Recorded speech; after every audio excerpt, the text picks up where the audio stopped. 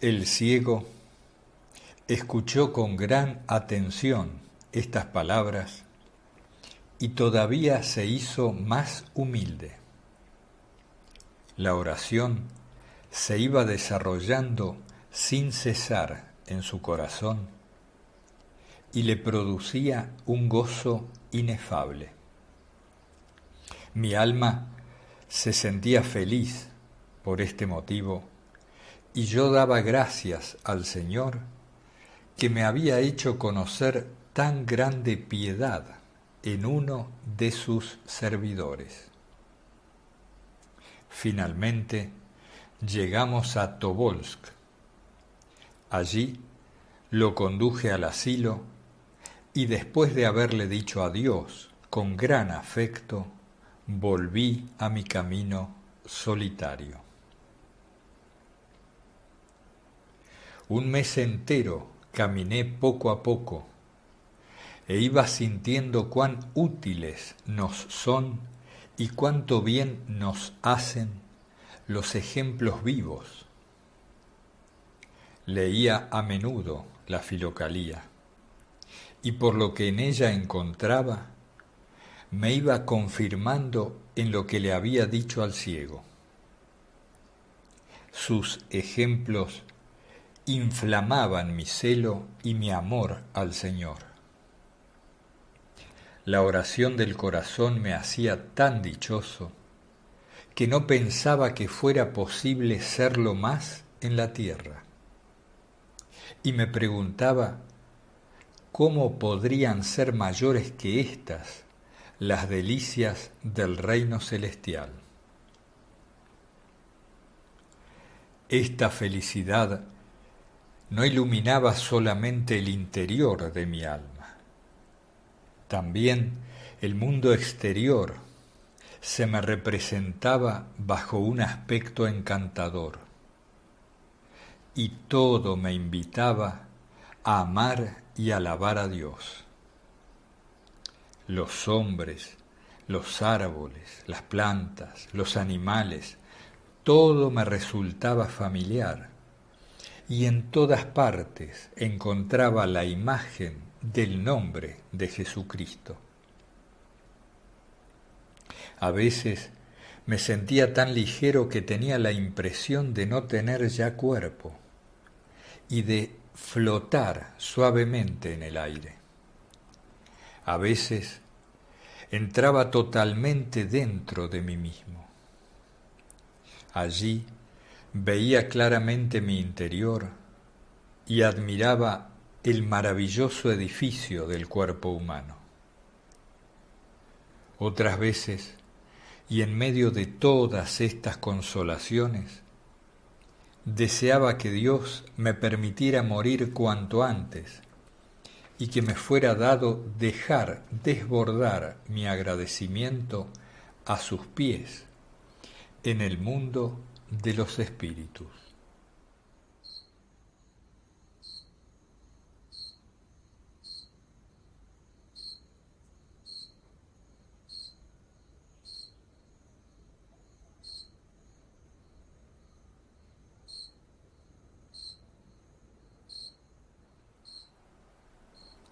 Indudablemente, yo me complacía demasiado en estas sensaciones. ¿O acaso Dios decidió que así fuera? Mas, pasado algún tiempo, sentí en mi corazón una especie de temor que me dio que pensar. ¿No será esto, dije para mí, una nueva desdicha o una tribulación como la que hube de sufrir por aquella joven a la que enseñé la oración de Jesús en la capilla? Los pensamientos me agobiaban como unas nubes negras y me acordé de las palabras del bienaventurado Juan de Cárpatos, que dice que muchas veces el maestro queda deshonrado y sufre tentación y tribulación por aquellos a quienes ayudó espiritualmente. Después de haber luchado contra estos pensamientos, me entregué a la oración que los hizo desaparecer completamente. Entonces me sentí más fortalecido y me dije: que se haga siempre la voluntad de Dios. Estoy dispuesto a soportar todo lo que nuestro Señor Jesucristo quiera enviarme, a fin de expiar mi endurecimiento y mi soberbia. Por lo demás, todos aquellos a quienes he revelado recientemente el misterio de la oración interior fueron preparados a ella por la misteriosa acción de Dios, antes de que yo los encontrara en mi camino. Este pensamiento me calmó del todo, y así pude continuar caminando en la oración y en la alegría, más dichoso que antes. Durante 2 días llovió sin cesar, y el camino estaba tan lleno de barro que era un pantano continuo. Caminaba en este tiempo por la estepa, y en 15 verstas no encontré un solo lugar habitado, hasta que al fin, al atardecer, pude ver a lo lejos una posada en el camino, cosa que me llenó de alegría, pensando que al menos allí podría descansar y pasar la noche. Y al día siguiente, Dios dirá: ¿acaso mejore el tiempo? Cuando me fui aproximando a la casa, vi a un viejo con un capote de soldado. Estaba sentado en un declive del terreno delante de la ventana y parecía borracho. Lo saludé y le dije: ¿a quién puedo pedir permiso para pasar la noche aquí? ¿Quién te podrá dejar entrar sino yo?, gritó el viejo. Yo soy aquí el dueño. Soy maestro de postas y aquí se hacen los relevos. Muy bien, permitidme entonces, abuelo, pasar la noche en vuestra casa. ¿Tienes pasaporte? A ver tus papeles. Le mostré el pasaporte y teniéndolo en sus manos comenzó a gritar: «Bueno, ¿dónde está ese pasaporte?» «Lo tenéis en vuestras manos», le respondí. «Está bien, vamos adentro». El maestro de postas se puso las gafas, examinó el pasaporte y dijo: «Parece que todo está en regla. Puedes quedarte aquí. Como ves, soy un buen hombre. Espera, voy a servirte una copa». «Nunca bebo», le respondí. «Bueno, no importa, pero por lo menos cena con nosotros».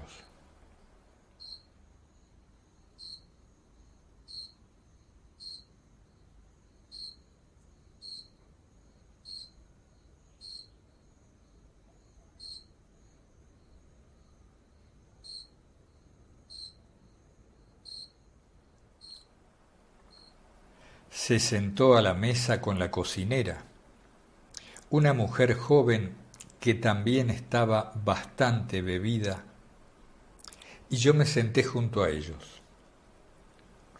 Durante toda la cena no dejaron de disputar y de hacerse reproches mutuamente, hasta que al fin estalló una verdadera batalla. El dueño se fue a dormir al cuarto de las provisiones y la cocinera se quedó a lavar los platos, mientras decía 1000 pestes contra el hombre. Yo seguía sentado y viendo que no llevaba trazas de callarse, le dije: ¿Dónde podré yo dormir, buena mujer? Estoy muy cansado del camino. Voy enseguida a prepararte la cama. Y colocó un banco cerca del que estaba debajo de la ventana del frente. Extendió sobre él una manta de fieltro y puso una almohada. Yo me dejé caer sobre aquel lecho y cerré los ojos, haciendo ver que ya dormía. La cocinera siguió todavía mucho tiempo llena de enojo, yendo de acá para allá en el cuarto. Al fin acabó sus tareas, apagó la luz y vino cerca de mí. De repente, toda la ventana que estaba en el ángulo de la fachada salió de su quicio en medio de un estruendo espantoso. Y los marcos, los cristales y los montantes volaron hechos añicos. Al mismo tiempo, se oyeron afuera gemidos, gritos y un ruido como de pelea.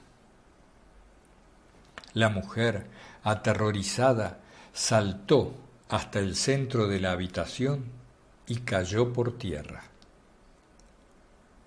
Yo salté del banco creyendo que la tierra se abría a mis pies. En esto vi a 2 cocheros que llevaban a la isba a un hombre todo cubierto de sangre y cuyo rostro no era posible distinguir. Esto aumentó mi angustia. Se trataba de un correo del Estado que tenía que cambiar allí sus caballos. El cochero había tomado mal la curva para entrar y con el pértigo se había llevado la ventana. Y como delante de la isba había un hoyo, el carro había volcado y el correo se había herido la cabeza contra una estaca puntiaguda que sostenía la tierra. El correo pidió agua y alcohol para lavar su herida. La humedeció con aguardiente, bebió él luego un vaso y gritó: «¡Los caballos!». Yo me acerqué a él y le dije: «¿Cómo queréis seguir viaje con semejante herida?». «Un correo no tiene tiempo de estar enfermo», respondió, y se fue. Los mozos llevaron a la mujer hasta un rincón cerca de la estufa y la cubrieron con una manta diciendo: «Por el miedo se ha desmayado». El jefe de postas se sirvió un buen vaso y se fue a dormir. Yo quedé solo. Al poco rato se levantó la mujer y se puso a andar de un lado para otro, como una sonámbula. Finalmente salió de la casa. Yo dije una oración y sintiéndome débil, caí dormido antes del amanecer. Por la mañana dije adiós al jefe de postas y mientras caminaba elevé mis preces con fe, esperanza y agradecimiento al Padre de toda misericordia y de toda consolación, que había alejado de mí una inminente desgracia.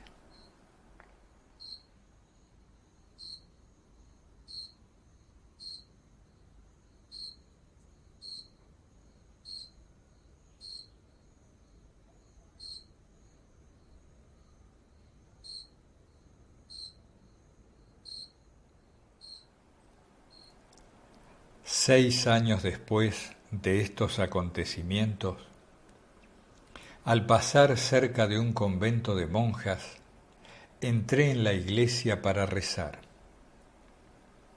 La abadesa me recibió amablemente en su casa, después del oficio, y me hizo servir té. En ese momento le anunciaron que habían llegado huéspedes de paso. Acudió a saludarlos, y yo quedé con las monjas que vivían con ella. Viendo una de ellas que me servía el té con mucha humildad, sentí curiosidad y le pregunté: ¿Cuánto tiempo hace, hermana, que estáis en el convento? 5 años, me respondió. Cuando me trajeron a este lugar, yo no tenía la cabeza bien, pero Dios tuvo compasión de mí. La madre abadesa me tomó consigo en su celda y me hizo pronunciar los votos. ¿Y cómo habíais perdido el juicio? De un susto. Trabajaba en una casa de postas. Una noche, mientras dormía, los caballos hicieron saltar una ventana y de terror enloquecí. Durante todo un año mis padres me llevaron por los lugares de peregrinación, pero hasta llegar aquí no recobré la salud. Al oír estas palabras me alegré en el alma y glorifiqué a Dios, cuya sabiduría hace que todo se torne en provecho nuestro. Todavía me acaecieron otras aventuras, dije, dirigiéndome a mi padre espiritual. Si quisiera contároslo todo, con 3 días no tendría bastante. Pero, si os parece bien, voy a contaros una más.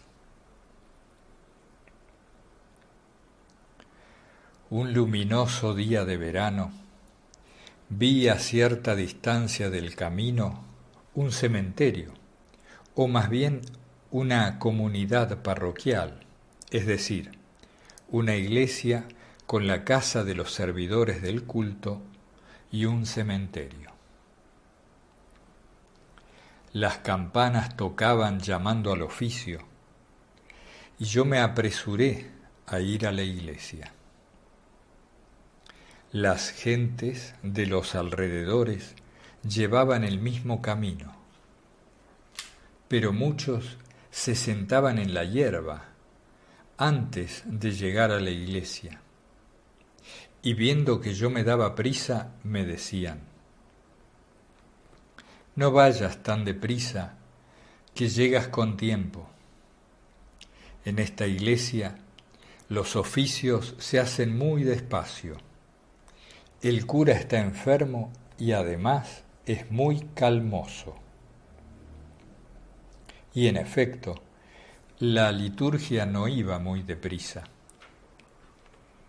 El sacerdote, joven, pero pálido y flaco, celebraba muy despacio, con piedad y sentimiento. Al final de la misa, pronunció un excelente sermón sobre la manera de llegar al amor de Dios. El sacerdote me invitó a comer con él. Durante la comida le dije: celebráis los oficios con gran piedad, Padre mío, pero también con mucha lentitud. Ciertamente, me respondió, y esto no gusta mucho a mis parroquianos, y por ello murmuran. Pero pierden el tiempo, porque a mí me gusta meditar y ponderar cada palabra antes de pronunciarla. Si se les priva de este sentimiento interior, las palabras no tienen ningún valor, ni para uno mismo, ni para los demás. Todo está en la vida interior y en la oración atenta. Y qué poco interesa a nadie la actividad interior, añadió. No hay voluntad ni preocupación alguna por la iluminación espiritual interior. Yo volví a preguntar, pero ¿cómo llegar a ella? Es una cosa tan difícil.